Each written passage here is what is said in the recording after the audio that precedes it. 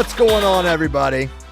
Welcome to episode 1092. I still got the loop music, by the way, Josh, of FloWrestling Radio Live. I'm your host, Christian Piles. It's a special show today because all my friends left me, except for Connor Petros. He's here, and also a very, very special guest. We'll get to him in a minute. This is Connor's, a.k.a. the Sweet Prince. I've talked about him a lot. I've said we got to get this guy on FRL, and today is the day.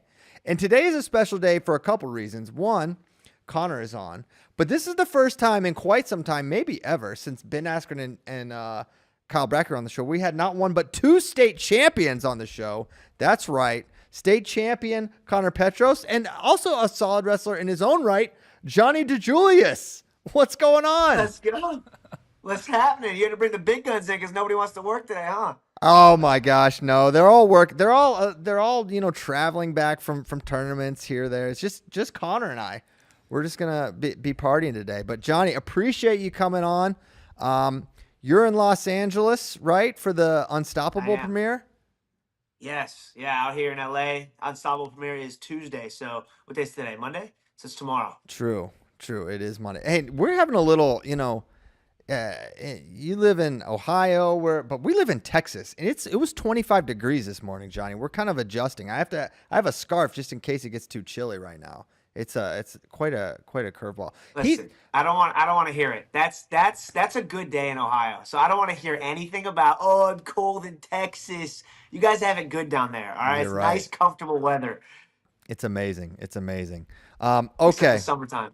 So we're gonna get into it. Yeah, the summer is a different level. Okay, so we're going to get into a lot today. We're going to get into the past week's results, some of the bigger storylines, talk about the Scuffle, talk about UNI's big win over Nebraska and some other key dual results. I think we start with the Southern Scuffle.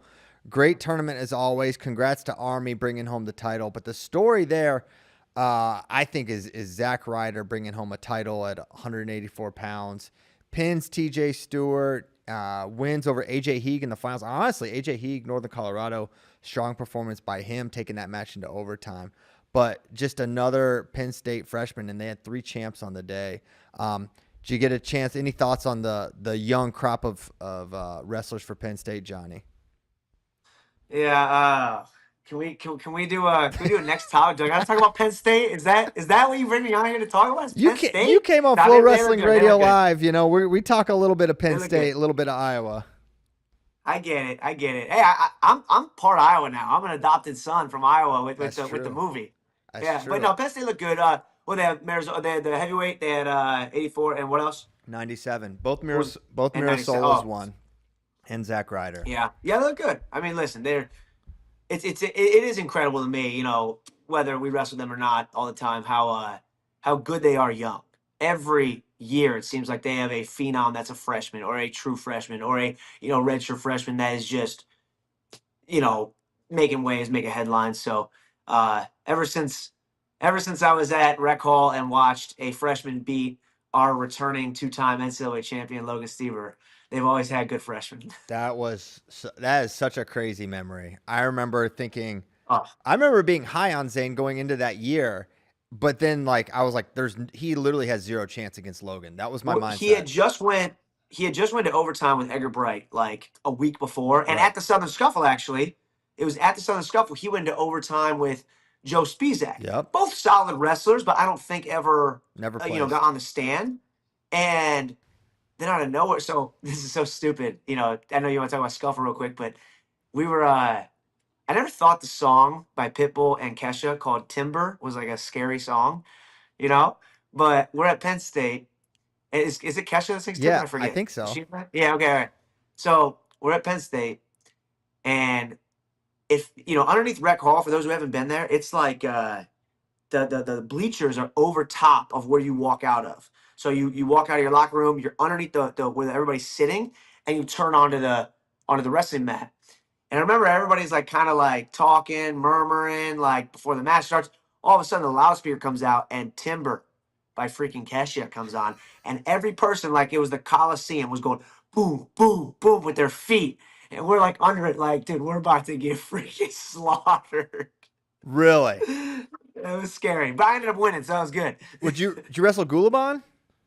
Yeah, for like the 10th time. I was gonna say y'all wrestled like 150 times. Yeah, we wrestled a lot. But all right, back to Scuffle. My bad. No, I love any diversion is great. Did y'all lose bad that year? Y'all had a good Dude, team. so Logan was obviously, star power of our team. Unfortunately lost to Zane. You know what's something that's funny? At that point, I don't think Logan had gone a full match yet, like at all Yeah. that entire year.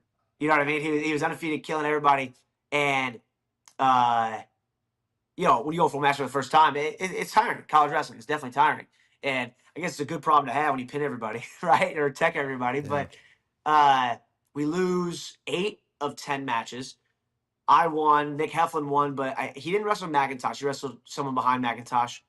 And we get off the bus that night. It's like 1 a.m. and Tom's like, "Yep, we're working out." He wasn't happy. Y'all worked out when you got back? Oh yeah, Oh my. What did that what yeah. does that entail? Well, so we were on the bus, right, and we're driving home. This is probably, I don't even know if this is like legal with workout times. It might not have been 1 a.m. It might have been like 8 p.m. I Mm-hmm. think, even though the duel was that time. Uh, we're driving back and it was dead silent on the bus, and I wanted so bad something carbonated. Like I won the match. I wanted something carbonated. I just cut weight all week. So I remember it was dead silent on the bus. And I snuck a Pepsi because I just wanted it, right? I didn't want anybody to see this because, like, dude, you can't be drinking Pepsi. It's you're cutting weight all year, you can't be drinking that crap. And I remember it's dead silent. I try to do like little cough thing and at the same time, one of those. Uh-huh. And it goes, and I look up to see if anybody notices, and Tom's eyes are just like staring at me. And I'm like, oh, this is not good. We lose. Our national champ loses. And I'm drinking junk on the bus. We pull in the parking lot that night. And it was just dead silent for 4 hours. And he gets up and he goes, all right, get your shoes on. And I was Oh just like, man. oh, man. It's awkward when your team gets wrecked, but you actually won and beat someone Dude, good. I was happy. It's like, oh man, kind of like I was feeling good. why is everyone so sad? Didn't you watch me I'm beat? drinking this Pepsi. Like, you guys want to play Mafia? Like, let's hang out. Yeah, that's tough. Okay, so Scuffle was good. We saw Nasir Bailey; he got it done. Steve O'Poulin wins in the finals as well. So some good showing there. Good job by the team on the ground. But I want to get to this UNI Nebraska duel because really it feels like that Wait, was wait, real quick, okay. CP, real quick. With me and you had a phone call maybe like 2 weeks ago, and we're talking about stalling in college wrestling. Remember this? Yeah, yeah. Okay, so we're talking about stalling in college wrestling. You guys posted at the Scuffle the stalling call with Scott and oh my gosh, I'm blanking now. The other kid. It was like a controversial, like out of bounds call. People in the comments were like, "Is this stalling? Is this not stalling?" And I'm kind of curious. You probably beat a dead horse a little bit, but your take with stalling in college right now. You were asking me, do you think it's called enough? And you think it's not called enough, correct? I do. That is exactly what I feel. Um, So what'd you feel about that call? I'm not sure if what call we're talking about. It What? was I thought it was Scott. Maybe it was all right. So they went out of bounds, and he's like kind of like hunched over, like in a ball, like out of bounds, halfway out of bounds. You Oh, guys posted it on With Flow. Moshe Schwartz. That's one. That Yes, it was that one. that That was one. Sorry. that whole thing was a disaster. I didn't like it. I thought they were both out of. I don't know if I agreed with that call or not. I thought Lost me. it both. You can't hear me. No, I got you now. Sorry. Okay. I thought at different. I don't know. I thought that was really weirdly wrestled on the edge. I don't know. I didn't have a strong feeling about that, other than like I kind of wondered what both wrestlers were doing in that scenario. But I do think there's. Yeah, I don't think it's called enough. I think there's, the edge is too rewarded. Getting to it is, you're rewarded, and you should be, strongly penalized for going out of bounds. So that's kind of Well, there should not only should you be strongly penalized for going out of bounds. If it's stalling on the edge, it's also stalling in the middle of the mat sometimes. Yep. Maybe not pushing out all the time, but they're stalling that they're willing to call on the edge. that they don't call in the middle, and that's strange to me. Obviously, Yes. like if someone gets shoved out of bounds, that's like you have to call it. But then there's also like if somebody's going back to an ankle, they're on top. They go ankle, and they do like a 3 count, and they come off the ankle, but they go back to it like 2, 3, 4 times in a row. Even though you're not hitting the 5-second count from the ref, that's still regular stalling. You're going Yes. back to the same thing over and over again, Yeah. you know? And just the consistency of stall calls is strange where I do like ambiguity in some parts of wrestling. I know it's hard for fans to follow, but stalling should be definitive. It should be this is stalling, Well, clear I think cut, that's you that's what it actually is. that is the literal problem is they have tried to make it definitive where everything is Yeah. some nerdy Oh, count. interesting. So that I think that I think what you are actually advocating for is ambiguity because it's not as clear because what's definitive is counting to 5. Right. What's not definitive is someone's backing up, but they change their It's like a level. half shot. Yeah. Yeah. So that's where it's like it actually needs to be more common sense and more and just rewarding risk, honestly. So Yeah. uh Improving position should be rewarded. I'm yeah. improving my position. Maybe that's not always to a score, but I'm winning the hand fight. I'm dictating the pace of the hand fight. I'm in the center of the mat. These things are important. Like we talked, me and obviously I was close with Travell Delagnev. He Yeah. coaches at Nebraska. We'll talk about Nebraska, you and I right now, but um, he talks about how there's 2 types of hand fights. There's hand fighting to a score, and then there's hand fighting to win the hand fight. And some people are really good at hand fighting to a score, right? But then you'll see guys that are winning 3-1, 4-1 in the third period, and they don't know how to hand fight to a hand fight. And Mhm. that all oftentimes like they're it's one of those guys you'd rather have them losing than winning in the third period because they don't know how to hand fight almost like I don't want to say to a stall but like manage your lead the same way a football team would run the ball instead of pass it but they're still trying to improve position, right? They don't know how to do that in a wrestling sense, and we talk about that a lot, which I find very interesting. Like there's ways to camouflage the quote unquote stall in a productive manner where I'm hand fighting to win the hand fight Yeah. and not just get my hands locked. Yeah. Switching gears, why don't we go to UNI Nebraska, where, man, it was a thumping from the Panthers. It looked like a great crowd there, uh, and it got started. Trevor Anderson knocking off Caleb Smith. He got a one. It was one takedown match really, and he was in this weird short offense position, just kind of pancaked him or drove through him, got the takedown, and then kind of the from there that point on, Nebraska really struggled to get the momentum back. Then the next kind of coin flip match was Happel versus Brock Hardy. Hardy came out, good start, and then Happel gets a cradle on the edge. He wins. And even in victory, Ridge Lovett, he was up like 10-1 and ends up winning like 12. I think it was a 12-9 final. What's it say there? Real Buto came on crazy at the end. He got a takedown or a reversal in swipes, and then he got a takedown at the end. So not great vibes there. Ryder Downey gets revenge over Antrell Taylor, which was a very controversial match at CKLV. And then, of course, we had the pin from Parker Keckeisen, which was basically the final seal. That sealed it for UNI, not mathematically, but made it basically out of reach for Nebraska. Johnny, any thoughts on that dual performance by the Panther train? I'm a big Silas fan. I'm a Parker fan too. I like Parker. I like the way he wrestles. He wrestles hard. But I'm pretty high on Silas for the most. Didn't he? Was it 2 years ago? He won Big Tens, right? Yes, beat Max Dean. He beat Max Dean or someone. He beat somebody pretty good. Yeah, I've always been a big Silas fan, but man, Parker's a stud though, huh? He put it on him. I mean, he's good. He's good at wrestling. Uh, and then yeah, just the Ridge and Real Buto match.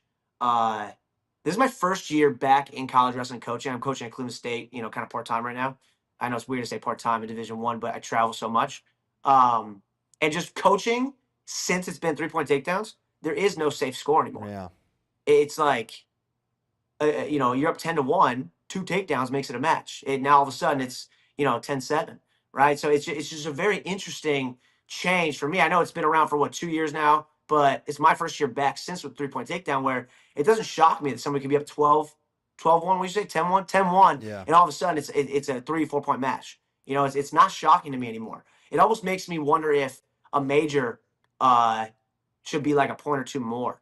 Like, I should it be like 10 it. points for a major? I like You how know? well I actually think it's a good aspect of it that it's actually easier to get that bonus point. Whereas I feel guys are pushing Yeah. for it more now. Whereas like man, it was. I mean, you could speak to this, but it was hard to get a major decision with 2-point takedown, 3-point near fall.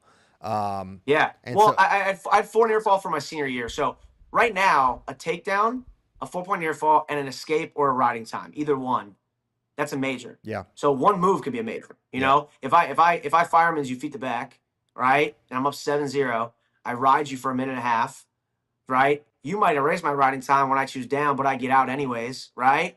yeah, I just scored 8 points and it's a major. So one move could be a major now, which I'm not like super opinionated on this, yeah, but it is interesting to me how fast it can happen. It makes me wonder, would it be better if it's a 10-point major or is 8 good? And, majors are competitive now. It's so crazy. Tech falls are competitive now. It's yeah. like, it's so crazy to me. It's true. It's true.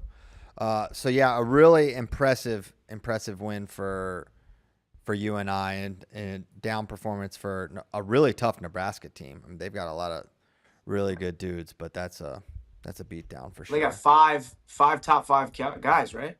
Yeah, I mean they've got Caleb Smith, Brock Hardy, Ridge Lovett, Antrell, Silas.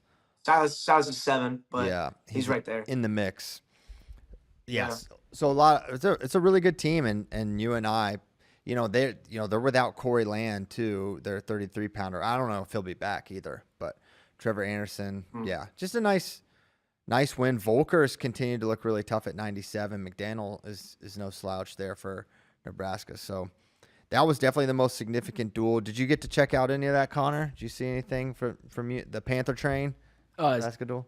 I know, like Johnny said, you're a fan of Silas Allred, but I thought that roll through cradle was so sick. I don't know if you saw the angle too of the cheerleaders, Yes. like freaking out. I was like, that was a cool shot. Seeing, I don't know, Parker in that spotlight, but That was I know unreal. you like Silas, so I won't Yeah, yeah. honestly rub it in too Yeah. much. But that Um, was cool. that was a cool duel. I'm glad you finally said something on the show. Frit, man. I'm You've sorry. been talking my ear off. That's my No. bad. I'm trying to beat Jamie, I guess. Yeah, I was yapping, and I forgot to let him get a word in before I introduced you, Johnny. So that was my fault, actually. So wait, this is your first time on the show, correct? Correct, yeah. Yeah, this is the first. Sweet, man. This is my Yeah. second time, second or third. So I'm stoked stoked to be here for your first. We're like the substitute teachers when all the when all the Yeah. main people are gone. Like, yo, should we call Johnny? Should we call Connor? So Yeah. we got to show out right now. Yeah, we Yeah. do. This is our time. Yeah, this is basically all my fault that I had to hit you guys up yesterday. So, yeah, but Hey, I'm in LA at a premiere and I'm still down. I'm ready. yeah, I appreciate it. But while we're talking about LA, the premiere, do you want to get out in front of the rumors that you broke up Ben and J Lo? I did not break up Ben and J Lo. All right, I promise it was not me. Okay. All right. Did you have any interaction with Jennifer Lopez in the Actually, yeah, this was professional- pretty cool. So I filmed for about a month where I was on set, and most of my stuff, whether it was in a studio, for those who don't know, I'm fortunately was a part of the film Unstoppable, which is a story about Anthony Robles with one leg, wins the NCAA championships, and he beats an Iowa wrestler named Matt McDonough in the finals. I was able to play Matt McDonough, so I get to wrestle him in the finals. And I don't want to. No spoilers. There's other parts that I'm in, which is good outside of just that one match, which I'll save for the viewers. But long story short, I'm on set, and I've always thought, in a lot of films, people are always friends on set. Like, oh, these people are in the movie together. I bet you they're best friends in real life. And nobody hangs out. It's crazy. And it's not just because I'm the new guy. Just I wasn't even like J Lo is in scenes with me, and she wasn't even there that day. So like when her coverage is being shown, like it's my stunt double, which I had a stunt double, which is stupid because I jump off buildings, didn't need one. But that's a whole nother topic, right? So I have a stunt double. So maybe like when I'm not there, they bring J Lo in for her crowd shot, so she's in the crowd. So I didn't get to meet her. Fast forward, we go to the first premiere at TIFF, Toronto Film Festival, and I'm sitting there, and I'm talking to. Are you familiar with? He's in Win Win, which is a wrestling movie. Bobby Cannavale. Name's familiar, but I don't think so. He's in Jumanji, the new one. He's the bad guy. Okay. Okay, so he's one of the coaches in Win Win, which is a wrestling movie, and he's in Jumanji. You've seen him around. So I see him, and we're at the after party, and we're talking. And I'm like, hey, great job. It was my first time seeing the film since it's been finished, and this was in September. So I'm like, hey, great job, da da da. And I feel someone kind of grab my arm, and they go, McDonough, you did so good. And they called me McDonough, and I'm like, who's this? Like, oh, they recognize me. Oh gosh, I must have had such a good role. And it turned it's J-Lo. Whoa. And it was really cool. She told me I did a good job, which to be honest, like this movie is a lot about Anthony and overcoming, but it's a lot about her, what she overcame. It's really powerful. People I know have J-Lo and any celebrity is kind of easy to hate on a little bit and make fun of, but she crushed it. I mean, she really crushed this role. I'm excited for people to see the off the mat drama that really took place, especially in her life. It's really powerful. Cool. Well, I can't. When's it come out? January 16th, Okay. Amazon Prime. Actually, January 8th, there's a lot of theaters. I think one in Austin is showing. There's like 40 different cities across the country that are having like one, a free screening on January 8th at various theaters. And then January 16th, Amazon Prime. Nice. Okay. I will Yeah, check should it be out. good. Do you have Amazon Prime, but Connor? I don't have Amazon Prime. All right. no. Well, I'll hook you up with a login, No. buddy. No, I appreciate it. I will say, hey, that's really nice. You can hook me up with a FloWrestling login. I'm just kidding. For sure. I have one. Don't worry. I'm just kidding. A lot of wrestling movies, I do want to say this real quick about the movie. A lot of wrestling movies have really corny wrestling. That happens a lot. Mm-hmm. Like there's big throws, big headlocks, and I feel like a lot of wrestlers are oftentimes fighter pilots watching Top Gun. Where it's like, hey, was that realistic? And I will say, most of the wrestling in this film, at least that I was in, was really high level wrestling because it was me and Anthony a lot of the time. Like it wasn't me and an actor. So it was me Dang. and the real Robles, right? So like if we we have it scripted where it's like, okay, I collar tie with my left hand, then you 2-on-1 me, and then I shoot. Like it was really scripted. But if for some reason we got off track, like we were good enough at wrestling to like get back to the score that we needed to get back to. So there was times that we just started going a little bit, which was really cool. And dude, it was like warming up for the Nationals. Like I finally got to wrestle in the Nationals, and I had to run out like with the tunnel, and it was kind of emotional. It was cool. That's awesome. Dang, that'd be cool. Well, I can't wait to Yeah. see it. Did you ever like you and Anthony? Wrestlers are wrestlers. Whether you're on this, did y'all ever just like actually roll around a little bit and wrestle? Dude, we were going. Like we were really going. But I would have a fresh guy every 3 minutes. Like one scene. So okay, what does Iowa do? What does DeSanto do, for example, in the corner? What happens right before he walks out? Gets smacked in the face. He gets smacked in the face, right? Exactly. So Billy Goldenberg, who's the director, he's won an Oscar for editing on Argo. I think he was nominated on Zero Dark 30. He's a really good editor, first time director, friends with Ben, which is why I think they're working together on this film. It's Jarrell's coverage who's playing Anthony. He's in the corner, right? And it's him and Don Cheadle. They're talking, and they're kind of looking over at me in the other corner with Brands. Brands being played by this actor named Sean Hatsoy, who's from Animal Kingdom. Very good actor. He's been around for a long time. Long story short, the coverage moves to me, right? Like they're looking at me. So it's like a POV from Anthony's corner. And I go, hey, Billy, I think it's really realistic if Sean kind of gives me a little slap. He just smokes me in the head real quick before I walk in the center of the mat. It's common, in wrestling, and especially in Iowa, like that's kind of like a stereotype. And Billy's like, oh, I love it. Yeah, let's do it. So he goes, it's going to be like 30 takes, right? And I'm like, yeah. But I'm fired up. Like, I feel like I'm wrestling in the Nationals right now. So I'm like, yeah, freaking hit me. Let's go. Yeah. So I'm taking this serious. Like, I'm acting like I'm staring this guy down like I'm about to rip his head off. Like, I'm in full Iowa mode. Mm-hmm. And I get smoked in the head like 30 times. And I keep looking at Sean in the corner. I'm like, yo, hit me hard. Like, that wasn't like I want to sell this thing. Like, I'm about to go wrestle in the national finals. I want you to smoke me. I watched this freaking movie. They didn't even show it. They didn't show it one time. Dude, I get smacked in the face like 30 times. And Billy's loving it. He's like, yeah, this is sick. This is great. And they don't even show it, man. Like they show me in the corner, and then they cut to Anthony when I get smacked, and then we meet in the middle. And I'm like, man, what the heck? Dang. Yeah, it was Well, good though. you need to add, It was hey, good. you need like the deleted scenes to come out. Just a super cut of you getting I smacked 30 know. times. I know. I'd like that. Jerome, he's a really brilliant actor. He's been wrestling on this movie since 2019. So he's not a wrestler, but he's won an Emmy for When They See Us, which is a about the Central Park Five Mm-hmm. in New York City. Really good show. He won an Emmy. He's a really good actor, and he kind of had to learn wrestling for this movie, which was really cool. Day one on set though, I had to wrestle him in the final, so I'll like wrestle Anthony.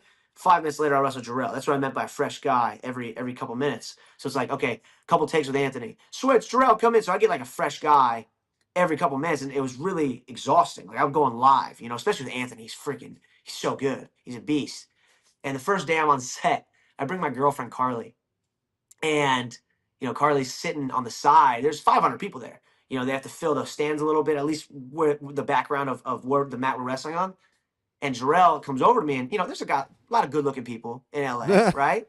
And Jarrell kind of looks over at me and he goes, whew, there's some hotties here. And I'm like, yeah, huh? Yeah, for sure, bro.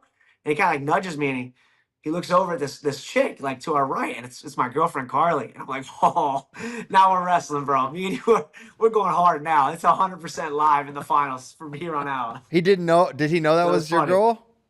He had no idea. He was Uh-oh. just literally, which is great. He was complimenting her, Yeah. right? But I'm like, oh, now you're not beating me this time. this period, you're not winning. That's funny. So yeah, you had the tough guys Yeah, it was good. rotating in on you. That's great. Well, cool. I'm Yeah. excited for you, Johnny. Do you think this is going to open up other? I'm a well-documented Vision Quest hater. That's a tough take to have as a wrestling podcaster. Yeah, I think it's the stupidest movie. Hey, that's all right. Maybe not the It stupidest. is a little.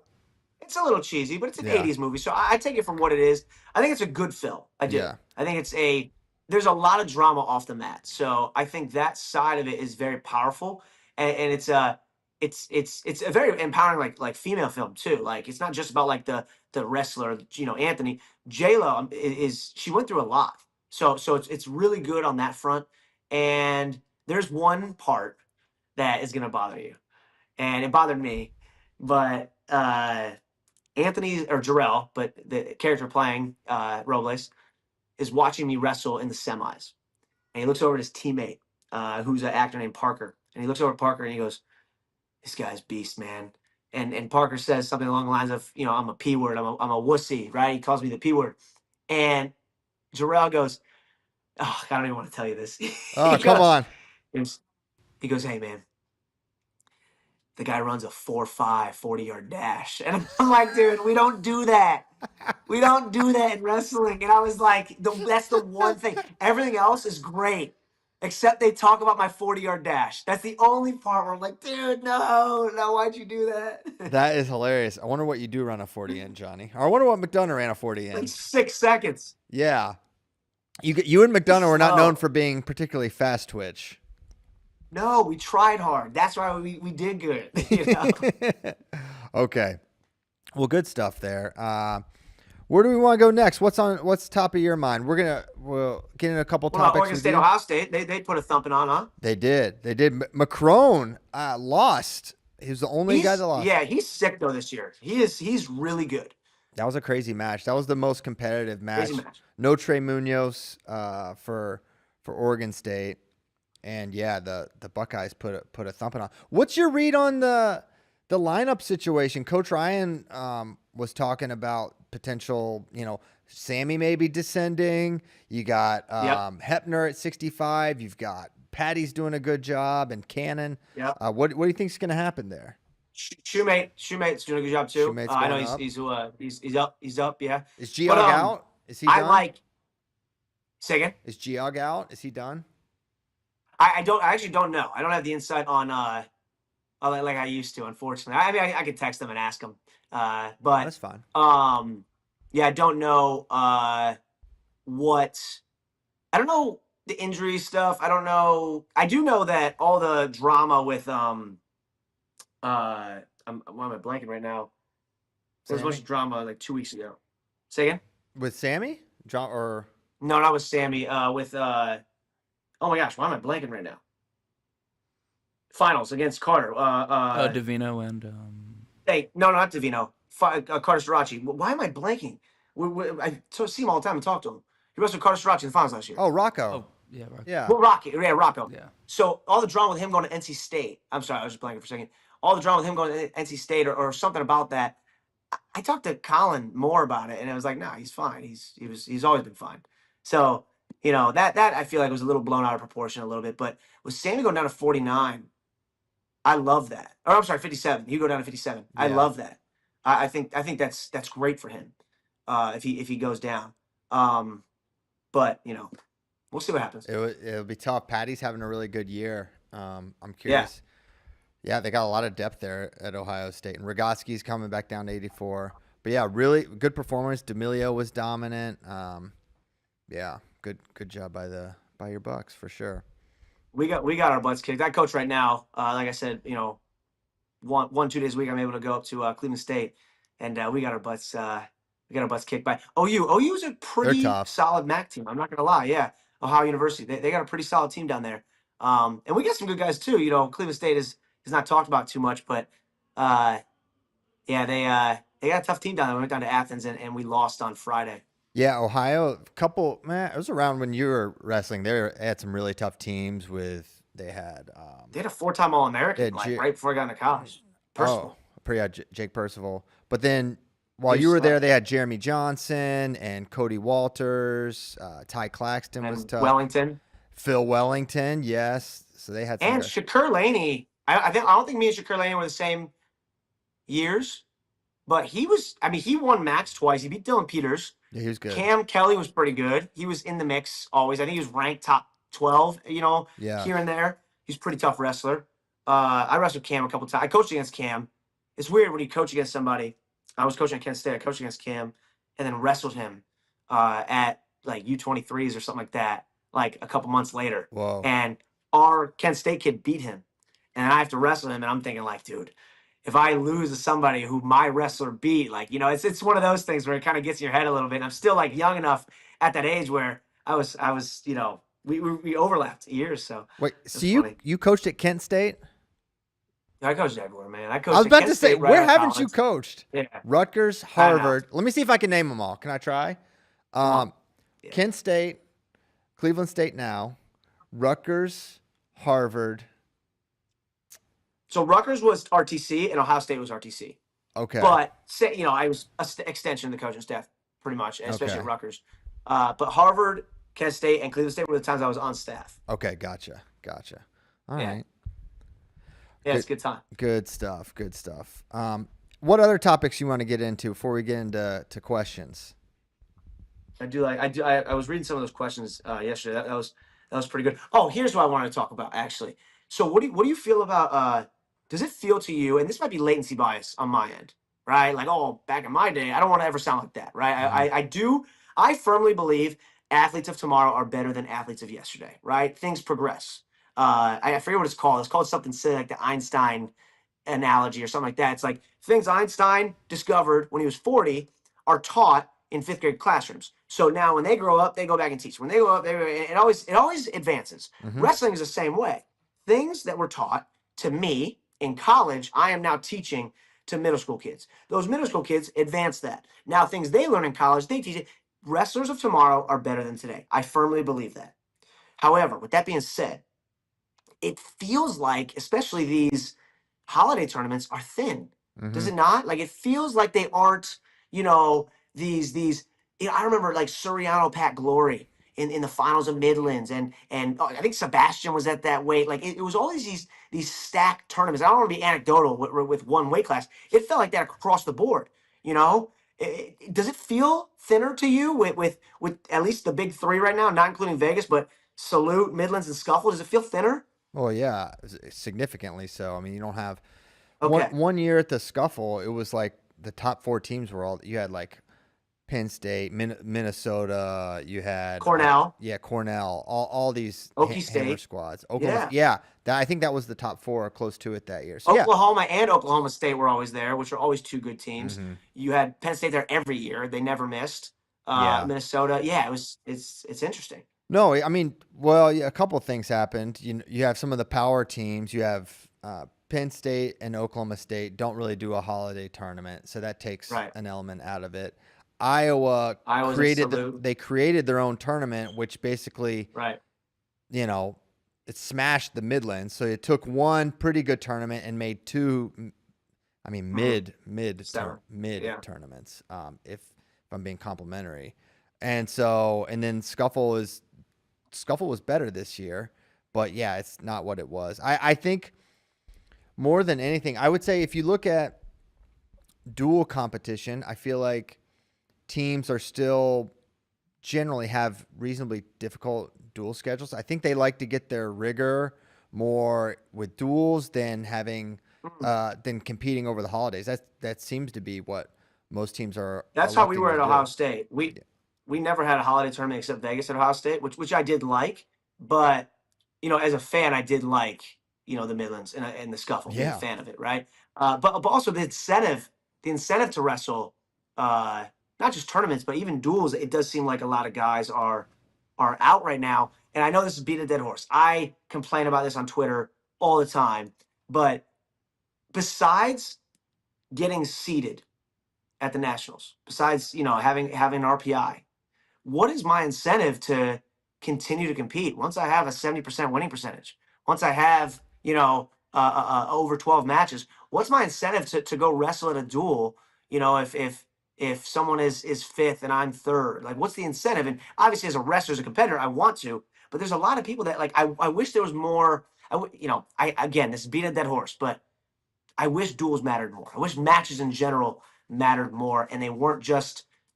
It feels like exhibitions for the playoffs, right? Exhibitions for the postseason. That's what it feels like to me right now. Whereas in other sports, every game, can dictate if they make the college football playoff, if they make the college world.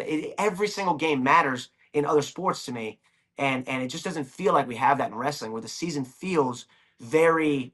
I don't want to say pointless, right? Because I'm a fan of wrestling, but it feels pointless at times. Well, I don't. What I don't understand is what's there. Those same incentives or lack thereof were present 5-10 years ago. But it doesn't seem like this was always. I mean, has this always been your feeling about it? Yes, yes, I've You, always felt like this. Well, Tom has always been a big national duel but no. But supporter, as you know.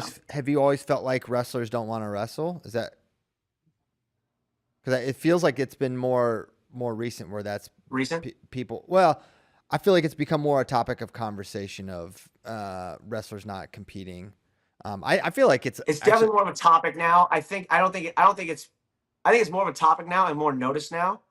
yeah. I think it always happened. Yeah. I do. I don't I think think it it's always kind of increased happened. as much as people think it Yeah. has, honestly. It hasn't increased, but I still find it to be an issue, right? Just because, I don't want to become numb to it. I still find, like, 20 years ago it's an issue, and right now it's an issue where, I think there was a vote done with NCAA coaches to make it a one semester sport, which I think could start to help certain things and move the national championship.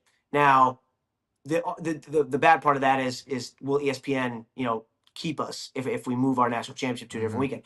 And I don't want to give the wrong number. Another college coach can come in here and tell me. I think it was head coaches. I think it was like 80% of college coaches voted yes to a one semester sport. But Mhm. it had to be like, I think it was like had to be like 90% my majority, or so, it was something like that. It was like we were right there to have it a one semester sport starting in January, and 80% like 2 years ago voted yes. And again, I don't know if that number is 100% accurate, but I know there was a vote done, and it was a crazy majority around that. And I think that would be, in my opinion, on the way to fixing a couple things that maybe I am in the minority in, but think could help the sport a lot. Yeah. I think a lot of people would love to have the sport lead to a dual team national championship if there were those team incentives. I think that would matter. I feel like on the individual front, I don't know how you solve for a seed really doesn't help that much of anything. Right. I don't think that's enough of an incentive. So I think you're always going to have the Correct. individual aspect of I don't need to do this match or whatever. I just need to qualify. Yeah. And top 33 is basically the top 50% of Yeah. the sport. So it's not, it's really, really hard to qualify. But if you're on a certain level, I'm not saying guaranteed. It's just very likely you're going to get in. So the lever you can pull, unless you want to drastically change the NCAA tournament to where you're only letting 16 in, which I don't think it would be a good idea. Or No, would I ever don't want happen. that. No, I think the NCAA tournament is a great product. I do too. It is a great product. But here's my thing. Have you ever taken somebody who's never seen wrestling before to a tournament? Mm-hmm. Like, when's the last time that happened? Like, your wife didn't grow up in wrestling, correct? So, like, she, at some point, years ago, came to a wrestling match, but now she's a little bit more accustomed to it. Yeah. I took my girlfriend, who's never seen wrestling in her life. I took her to an open tournament, and then I took her to a dual meet. And it was like the Cleveland State Open or something like that. And it's like, this is so awful of a fan experience. And I can't imagine, even though it's an open, and okay, Vegas is better, Midlands is supposed to be better. I can't imagine for somebody that doesn't understand wrestling that it's any better. And my biggest gripe is just as a product, if you're trying to brand wrestling as this thing that is, demands prime time, if we believe it could be that one day, I just don't think a tournament is the fan friendly thing that'll get us there. That'll get the tweener fan. It'll get somebody who loves wrestling. Me and you, we get excited for a tournament, right? Of course we would. But somebody that's never seen wrestling before, a tournament is so awful to sit through. It is horrible.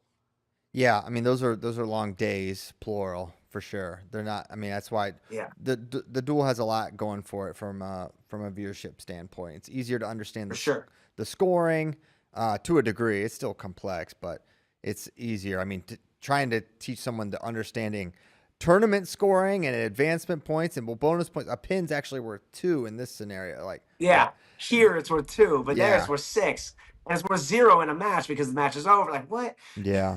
Yeah, exactly. But no, Hey, I mean, Connor's talking my ear off. Can he shut up? I'm trying. He keeps yapping. No, it's been I would love to see a duel. Would you want to see a dual championship, Connor? Yeah, I'd love that. I think that'd be awesome. Right. It would give more meaning to, maybe if it had individual implications, it might make it more interesting, or it might make the regular season more. So yeah. If you Connor, where are you from? Maine. Oh, you're from Maine. Oh, very Yep. cool. Bahaba. Yeah. Yep. And before. Yep. Ellsworth. Nice. That's cool. Johnny, I like Maine. Maine's a good spot. When's your next? Have you ever almost died in Maine? No, but there's a cliff in Maine that the lake freezes over. Obviously, in the winter it freezes over, and it's like a 700-foot cliff, and it's an ice landing. So when you jump off this cliff, you get to land on ice, which is pretty sick. I would really like to get that one. I want to put ice skates on and just on my parachute just kind of skate in. I think that'd be sick. That doesn't sound smart. Of all the not smart things you've done, that sounds on the higher end of not smart things. Yeah, it's probably not that smart, but it's a fun time. Don't forget about that. There's that side to it too. It's fun. I needed to save this video. I saw some crazy one. This skier, but he's like, I don't know. He's like flying also. I don't know what he's doing, but he's like going through these caverns or like between these. It's so he's doing speed flying, but he has skis on. Yeah. And it's incredible. So, sorry, my throat. Those guys are incredible. They basically have a parawing, which is a little bit different than a parachute for skydiving or base He jumping. did like a flip. It's real long. Yeah, and you can do barrel rolls. So I didn't understand how that was possible. They defy aerodynamics. It's amazing. What's funny about base jumping? Something that I do in wrestling, I do in base jumping. When I was at Ohio State, when I went back, Kyle Snyder would always talk about having mantras that, in wrestling, we have a lot of these catchphrases that people, rely on, these cliche things that can have truth to them, right? But they're sometimes overdone a little bit, where it's like, hey, you got to want it more than the other guy. Well, I wanted it really bad and I lost. So what's the conversation now? Or, hey, you got to dig deep. Hey, sometimes that's true, but sometimes you're just not as good as somebody. Or, what are some other ones? Hey, you gotta hate losing more than you love winning. All these things about basically getting tough, right? Choosing to get tough. So I remember talking one time with Kyle, and he was basically like, dude, yeah, that's stupid. He's like, it's so hard to will something in the middle of chaos, in the middle of like just hating myself because I'm uncomfortable. Let's make it a muscle memory. So he had this mantra that he did at Ohio State, and I think he still does it at Penn State, but he always would say, protect nothing. He'd always say that. He'd always go, all right, protect nothing. Don't protect your lead. Don't protect your gas tank. Don't protect your reputation. Protect nothing. So let's say he's in the room and he's having one of those I hate myself moments where he's like, dude, everything hurts. I don't want to be here. I'm tired. I'm exhausted. Freaking wrestling's really hard, right? You're just in that ugly place. Yeah. And all of a sudden he says to himself out loud, protect nothing. And then he has to actively try to shoot, right? And now all of a sudden what he's doing is he's creating a habit to that trigger cue, right? He hears that audio of protect nothing, and now his body, even though his mind doesn't want to do something, his body only knows to do one thing because it's a muscle memory now. So he gets in a match 1,000 practices later, and it's kind of like a muscle memory, Yeah. right? I did that in base jumping. I stood on a curb and I said 3, 2, 1, see ya. And I said that like 1,000 times. And now I'm on top of a building. I don't want to jump off. This is freaking scary and stupid. But I say 3, 2, 1, see ya. And even though my brain doesn't want to go, it's like my body like starts taking over, and I just start running off this building. And I find that very interesting. I steal that from wrestling. I steal that from Kyle, and I find that to be a great technique, for anything, especially wrestling related. Just a really good thing to do to yourself instead of having to find the will to like dig deep. It's a little bit, more manageable to make it a muscle memory. And Kyle did that. And I think it's really cool, to steal from wrestling and put it into my real life, apply it. It's very applicable. Yeah. When did you get when did you know Kyle was going to be kind of a pretty special person and wrestler at Ohio State? Because you were there his true freshman year. When he was in high school, I think he was a junior. He beat Haynes in the finals of Ironman or something. And Haynes was, Yeah. 4-time super Pennsylvania talked about champ. PA wrestler. Yeah, like he was a stud. And Kyle beat him up. I think he beat him again that year at Powerade or something. Like they wrestled twice. And I think he had already verbaled at that point. Mm-hmm. And he just was, we knew he was going to be, different, right? And then he goes to OTC his senior year, comes to Ohio State, and right away was beating really good guys. He's beaten, the Bureks, or he might have lost to Burek that year, but he beat like Morgan, McIntosh. Like he beat really good guys right off the bat. And we just knew he was going to be a stud. And, I didn't think he would be, like the jumps he made was crazy. Like I thought he was going to be a stud and place his freshman year, right? Like that's a stud. If you're an All-American as a true freshman, especially at the heavier weights at 197, come on, like you're a beast, right? And, he's in the finals. He beats Jaden Cox. And it's like, whoa, like that's different. But then like a month later, he's beating Jake Varner. And you're like, what is going on? And then 2 months after that, he's beating Gadisov. And you're like, hold on. Like this guy went from going to prom last year to beating Gadisov in the world championships. It's nuts. Yeah. That was insane arc for Kyle for sure. Right. You want to go to some questions? We ready? Connor's got them.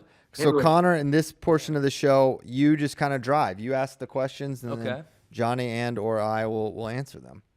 Whatever order strikes you, Yeah, I was just starting from the top and scrolling down. Okay. I don't really like that one. Any ideas to I can't reinvigorate Christmas tourneys? Man, no. I honestly, I think moving them off of Christmas is probably the thing. Right. I think people I got an idea for Christmas tourney. Okay. I got one. I thought about this. I was going to bring it up earlier when we talked about it, but have a mid-season top 4 duel quad, and you have it on Christmas, just like the NBA, just like the NFL is doing it this year. You have who's ever top 4 now, Penn State, Okie State, Cornell, whatever, and you have Iowa. You have them do a 4-meet quad, and it'd be sick. It'd be a sick dual meet atmosphere. It'd be multiple matches throughout the whole day, and it'd be fun time. I think bringing back the duel, but still make it multiple matches, I think that'd be a good idea. I'm not opposed at all. That would be very fun. Wrestle Madness had a good one. You agree with everything I say, I think, CP. Everything I say, you think you steal a lot of things I say. Who would disagree with having a quad? Yeah, I mean, if we can just say things, sure. I mean, what would I say? No, it would be bad if the top 4 teams wrestled each other, Johnny. I just have to disagree. I mean, it's kind of easy, a little low, a little played out, if we're being honest. But you know what? You are the guest, so I will be kind. You know, that's just the I'm way. just saying, in all of our topics, and not just today, just ever, it seems like 10-8, right? Is that usually what we say? 10-8, Yeah, 10-7 sometimes? that's generous to you for sure. I'll give you 8. I'll give you 8 though. Hey, I know that you 10-8 at Pursuit Wrestling. I know that, right? Oh boy, That's your boys over that's there. your boy. That's Listen, they're Ohio State guys. I got love for those guys, but I did find it very funny when you guys were going at it. That was good stuff. there wasn't no going at it. There's just only one perspective of relevance or logic here. Man, what happened? This is your state. What is going on? Hey, so for those who don't know what we're talking about, a wrestling club, actually a pretty good wrestling club in Ohio, with a lot of kids and Ohio State wrestlers that coach at it. Made a video about my seat just fell. Made a video about demanding getting held back. That was what it was, right? Yeah. Yeah. Which I think if I'm gonna give my opinion, I'm probably gonna Bracken, I love you, but I'm gonna go against you a little bit. I think the best idea is to have an individual conversation with parents if a holdback is necessary. Because as a coach, I'm not worried about I'm not worried about my kid winning the nationals. I'm worried about what is gonna make that kid the best kid he could be that day. Like that's what I really worry about. And if that conversation is okay, they're undersized, maybe they need to get held back, or hey, maybe they're underdeveloped a little bit, and whatever, that's fine. That's a different conversation. But a blanket rule, I don't think is the go-to. I'm not worried about my kid making NIL deals. I'm worried about my kid being the best wrestler they could be. So that's where I'd probably fall. But Bracken does say some good stuff. I'm not gonna lie. He does say some good stuff with some of the technique. He teaches very well. Which wrestlers, if you're listening to this, you got to learn how to speak. Speaking is everything with clinics. Speaking is everything with teaching. Bracken does do a good job with how he speaks. So sometimes we're a little robotic, and having good technique is not good enough, right? Like Christian, you can teach stuff of wrestling, and there's people with better accolades, right, that wrestled and maybe win the nationals that probably don't teach as well because they don't talk as well. That's just the truth to it, Yeah. I'll take it. I'll take it. Yeah, you'll take it. I know. All you right. smoked them, Christian. You freaking cooked them. I'm not trying to cook people. Okay. Wrestle Madness had a good one. After watching UNI versus Nebraska, do we think the Huskers can avoid a shutout against Penn State? Man, that is going to be tough, actually. 25's an opportunity. Caleb Smith could beat Luke Lillidahl. Yeah, 25's a big opportunity. Ridge over Shane, maybe. Antrell over Kasak. That's an opportunity for sure. You throw Hardy Bartlett in there, but Bo's kind of had the upper hand there. Where else, though? No, I don't. A lot of things would have to go one person's way, Well, I guess not for Nebraska, but, a lot of toss-ups, which Penn State seems to get in a lot of matches. Like, when they start having momentum and they get one upset, not one upset, but one close one, a 50-50, they get like 2 or 3 more, It's interesting when that happens. They're going to be frustrating when that happens. Yeah, for sure. If you're not a Penn State fan, it's frustrating. The shutout is on the table for Penn State. There's no doubt about it. I think 25. I think I'm leaning Nebraska. That will definitely be the toughest guy Luke Lillidahl has wrestled in his NCAA career, at least. Yeah. So that's a big test for Lightning and Luke, for sure. So good one. All right, next up. What's the next question? I'm looking. Connor's looking. Okay, when Johnny Julius hits a banana split, does he call it an orange DiJulius? Dude, that's a good one. Do you ever hit the banana split? I never saw that one. Well, what's that? Zeb calls the banana hands. Yeah. Yeah, you have big hands. This one's not that's bad. That's what Zeb used to call it. But I never really hit a banana split. I'm not. I did like legs, but orange Julius is good. I like that. Okay, this one's from Virginia's for FRL.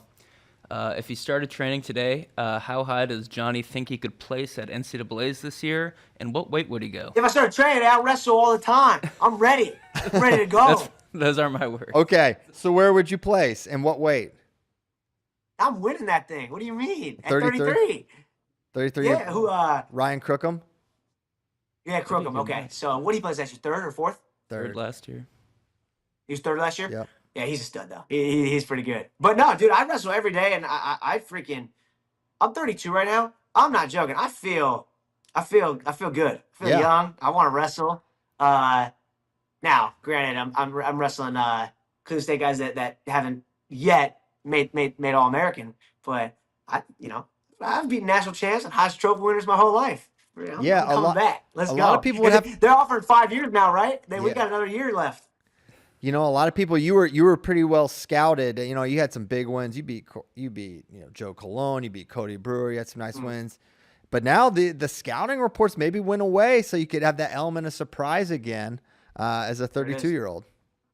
And so that's how, like, for me, when I wrestled, it was always my, first touch, right? First time wrestling me, I probably get you just because I was a very weird style. But I was, if I'm going to be honest, a little bit more one-dimensional, right? Than I would have liked to have been. I would have liked to, have a bigger arsenal.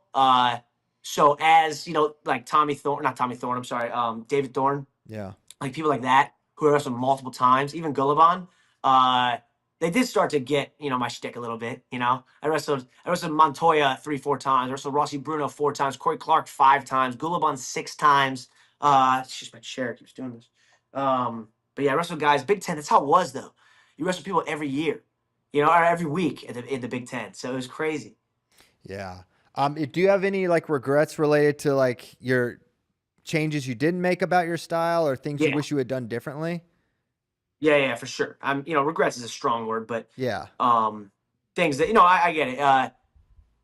So during the season, I would always have a great season. I'd win Vegas. I'd beat several NCAA finalists, champs. I wrestled like 1 year at Vegas. It was like Rossi Bruno All American, Joe Colon, who ended up being third in the world, and then Brewer in the finals, who was a national champ.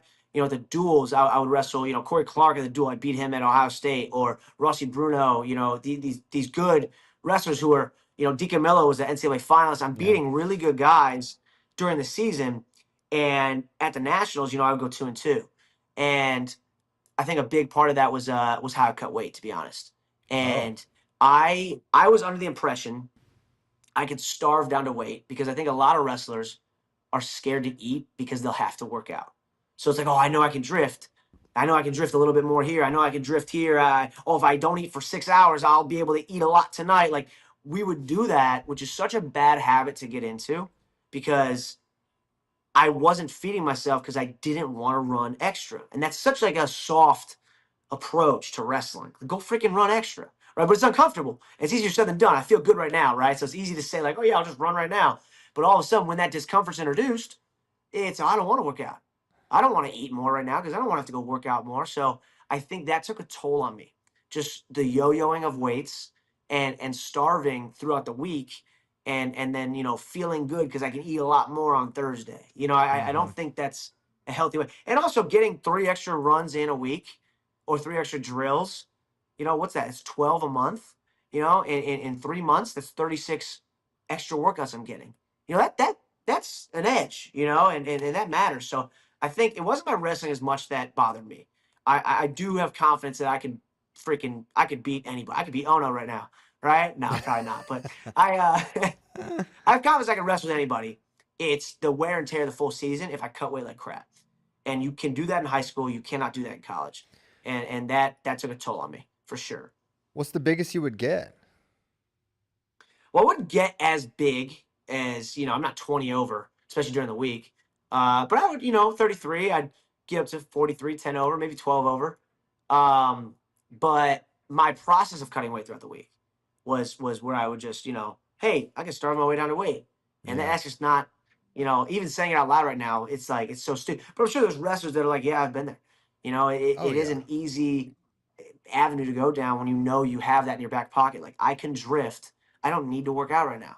I know I'm going to drift 3 pounds today. And it's really bad habit to get into. When you're worried about weight, and there's a path. It's a very clear path to making it.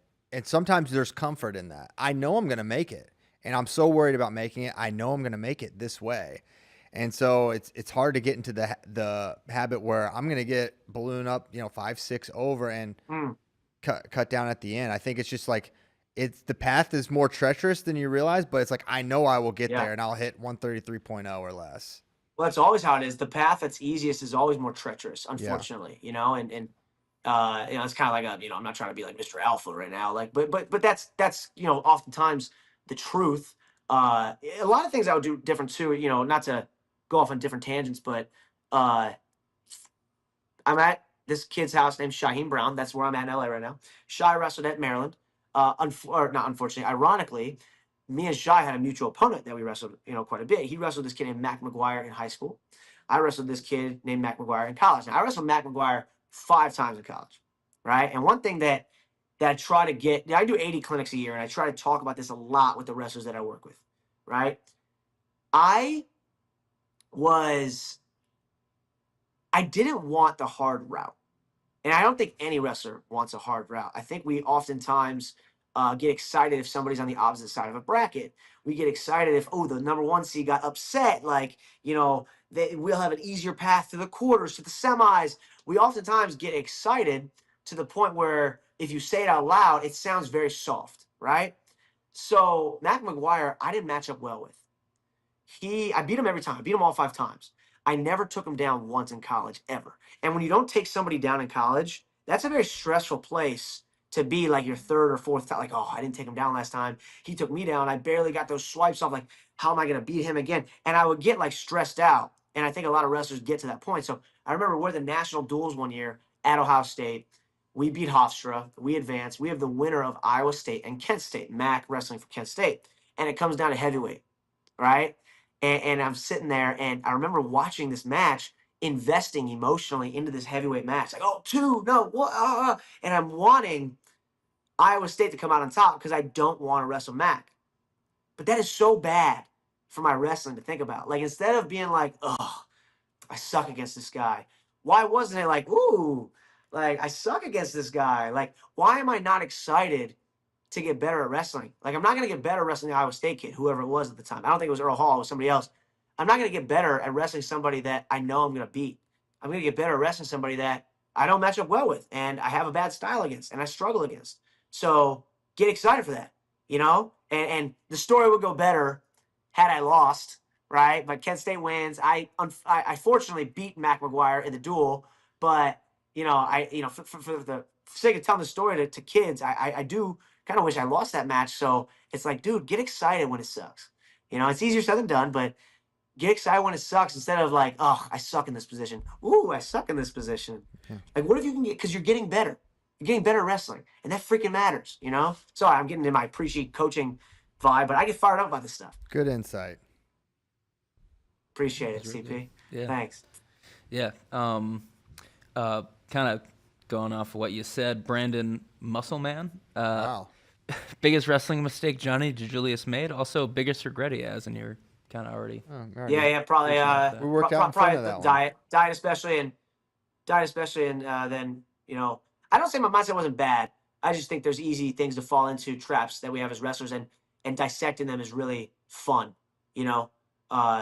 Surrendering the outcome and just controlling the controllables as much as you can. But I'll say I'll go off of Brandon's question a little bit. I'll say instead of biggest regret or biggest mistake, I'll say my biggest loss, right? One that gets me a little bit. See, Brewer at the Nationals, just because I beat him twice during the season, and then he beats me at the Nationals. That gets me a little bit. My worst butt kicking in college though was Zach Sanders. It was like 6-5 going into the 3rd period. I was a true freshman. He was a 5th-year senior. And then he ended up beating me like 20-10. His tank was crazy. Dude, his tank was crazy, nuts. Man. Yep. I got so tired, man. It was crazy. You are not the only person he did that. He did that to a lot of He did it to Delgado. Guys. Delgado was beating him. I think Jesse Delgado was beating him like 8-2 in the 3rd period. And then the same thing happened. It was like 16-8 or so. It was like crazy, like whatever happened. He did the same thing in the round of 12. I think this was his senior. I think it was his senior year. He was in the round of 12 against Trent Sprinkle from North Dakota State. It was Sprinkle was out to a big lead, and then Sanders like runs him down in the third. Like his tank was unbelievable. He would give up some points, but he just would never stop. Yeah. Yeah. Trent ended up placing that year. No, I'm sorry. I lied. Trent placed the following year. Yes. He beat McDonough. Yes. Yeah, he beat McDonough. I wrestled him twice at Vegas. Trent. He was I good. always did good at Vegas. Vegas was always my tournament because I would just leave the craps table. I'm up a couple $100, and then I would go freaking beat an All-American. That's just how you do it, you know?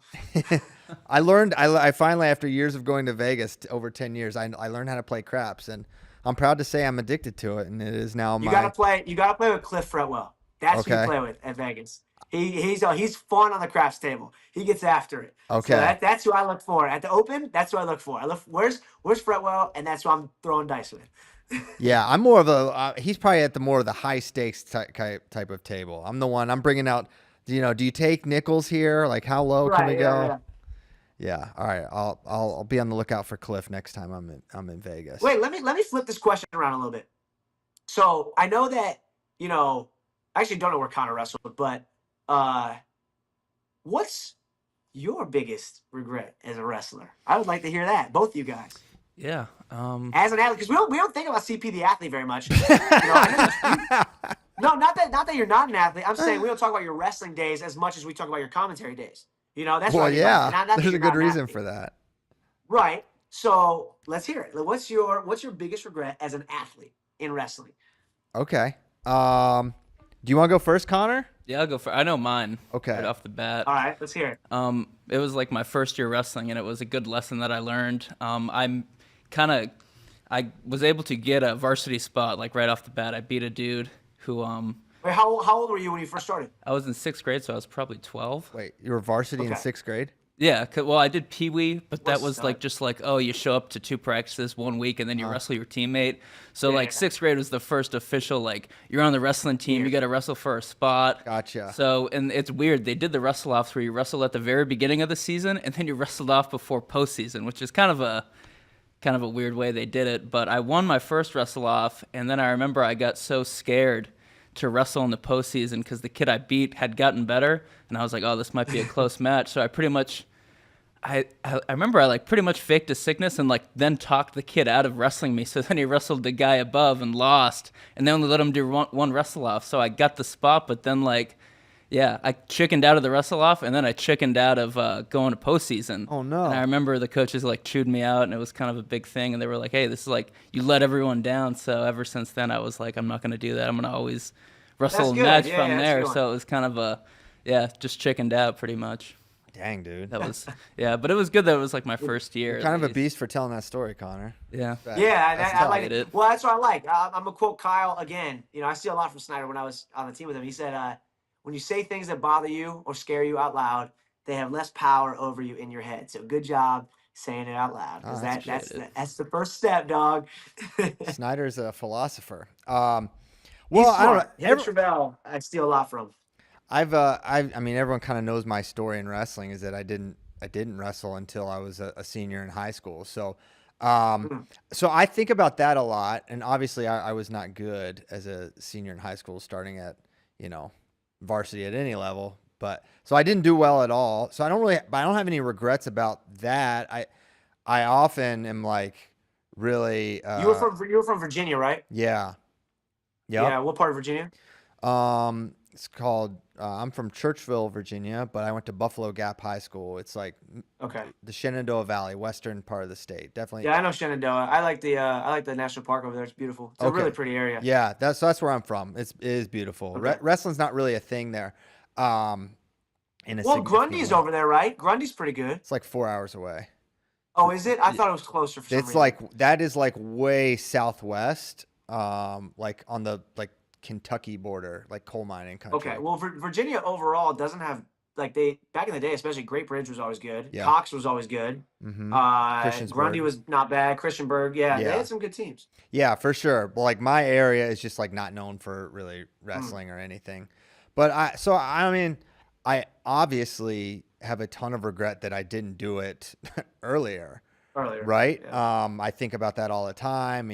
It's something I really love to do. And then, as I continued to, I continued wrestling after high school because I wanted to get as good as I could because I wanted to coach and help. And so that was fun.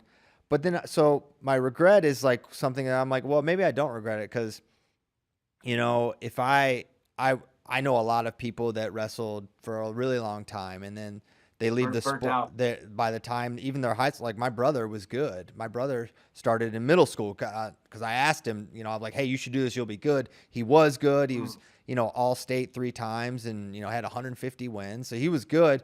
But once he was done, he was glad to be done with wrestling and he helped coach with me, and he follows it a little bit, but I'm like, well, man, maybe I wouldn't have had the same fire coming out of high school that I did just because my eyes were so opened about what this sport is and what it could do. And maybe not. Yeah. Maybe I would have, been good and then also, kept that love and that would have helped me more. But so I try not to say that that's a regret. So I'll just basically, I would say, it's going to sound dumb, but just my regret is probably just listening to coaches and not really. I was getting all the right messages when I was playing sports and coaching and running about what I should be doing. And I never, they gave me the right advice, but I never had the right belief that what they were saying was actually attainable for me. I really did not. I never thought that like, hey man, if you weight train and you got serious about what you did in the off season, you could be good. And instead I just kind of like, I head them off at the pat, just like I didn't ever argue with them, but I was like, hey, okay, basically played them lip service that I was going to do these things in the off season and I wouldn't.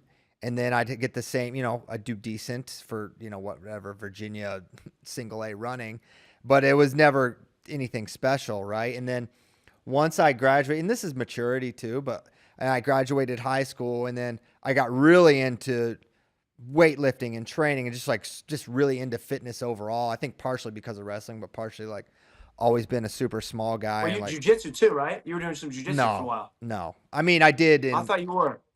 Not really. I mean, I did a couple of years ago, but not in any real way.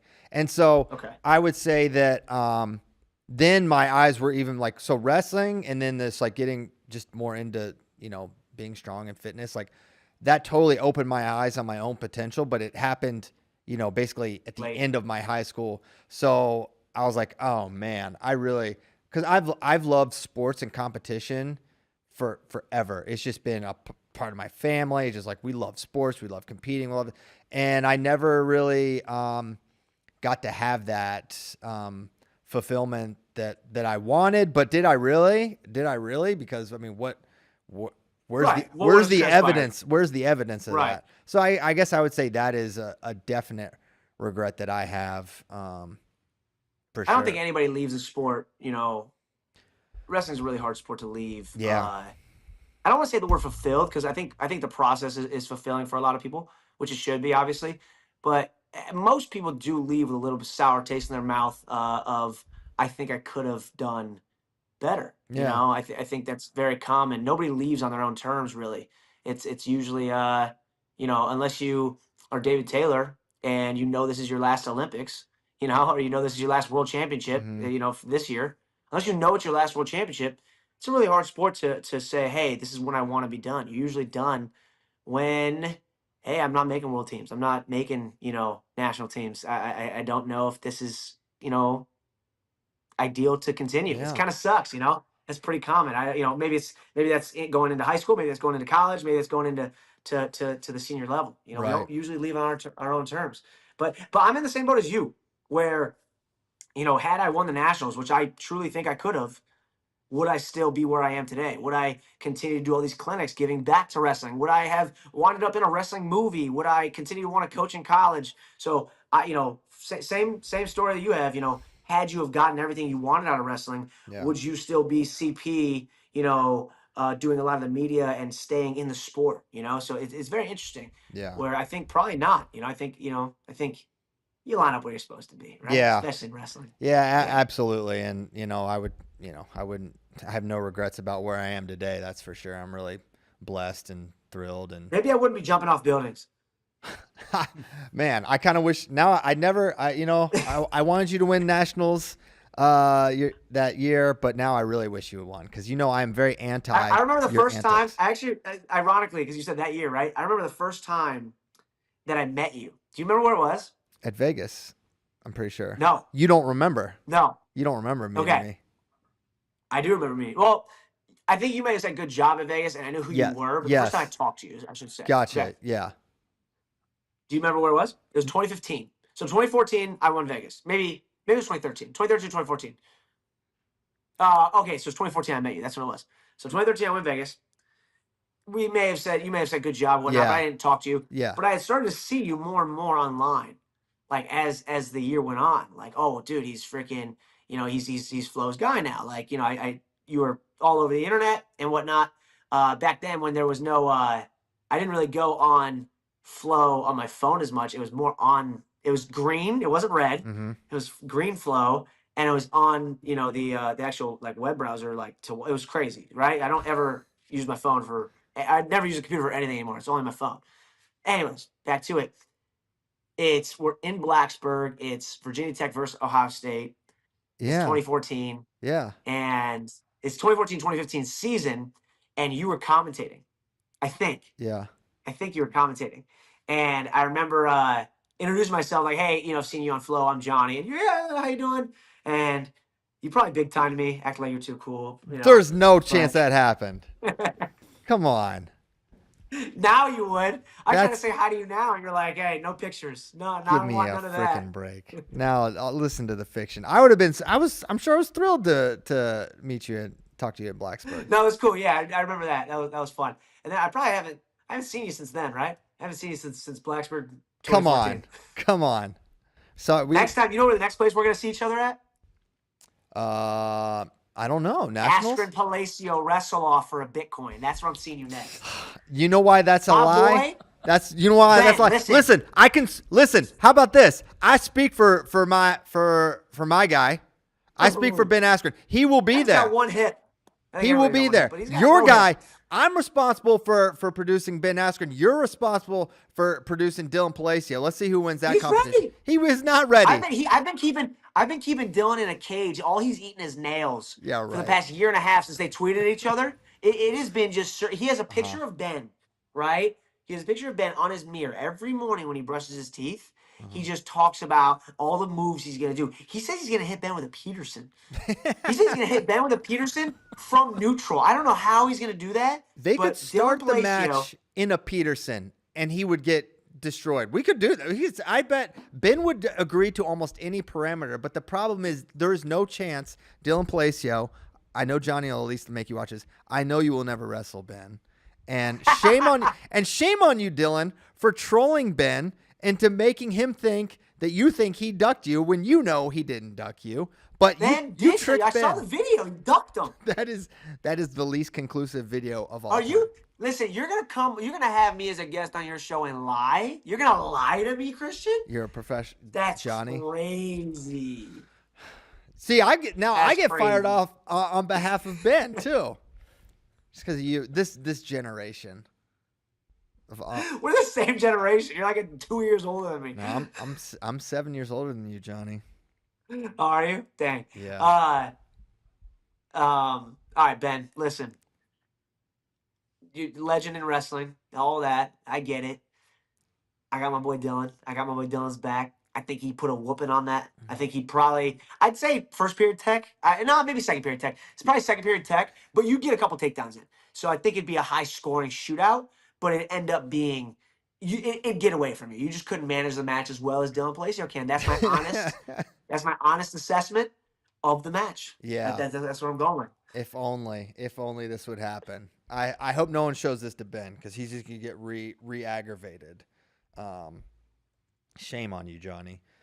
Any other questions before we go? This has been a lot of fun. I know. Listen, me and Connor from now on, this is like we're the substitute teacher. This is the lineup. You call us in, you tap us in whenever the gang is not in town. Okay. All right. This is it. This is the dream team. Be careful what you wish for, Johnny. No, I'm in. I want it. Okay. I want it. I don't care. I'll be in Zambia at Victoria Falls, and I'll be hanging off the cliff, and I want you to call me and say, listen, you ready? And I'm going to say, yeah. I'm going to be fighting a hippo and doing FloWrestling Radio Live. Let's do it. Let's do it. I love it, Johnny. Well, hey, appreciate you coming on as always. What's next for you? What are you going to coach or Zambia?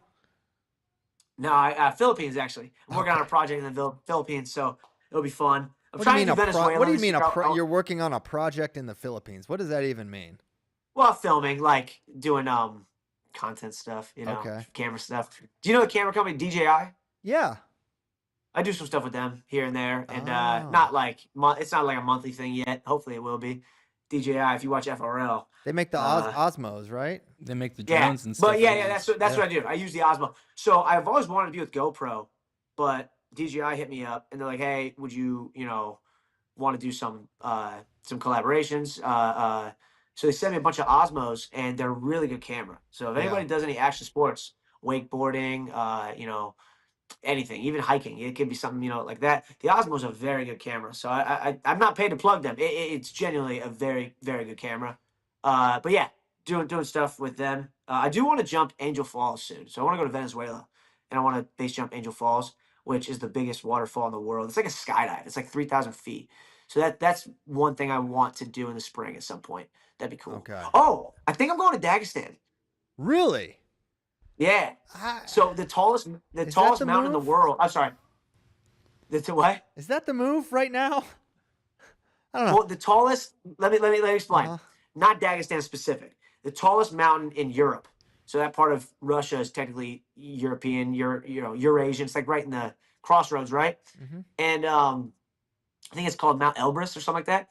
I have an 8-day expedition in April where I'm able to climb that mountain. So it'll be pretty cool. Okay. But it's right next to Dagestan, and I'm flying into probably Tbilisi, and I'm going to drive from Tbilisi to the mountain. But I'm going to go through Dagestan for sure, because why wouldn't I?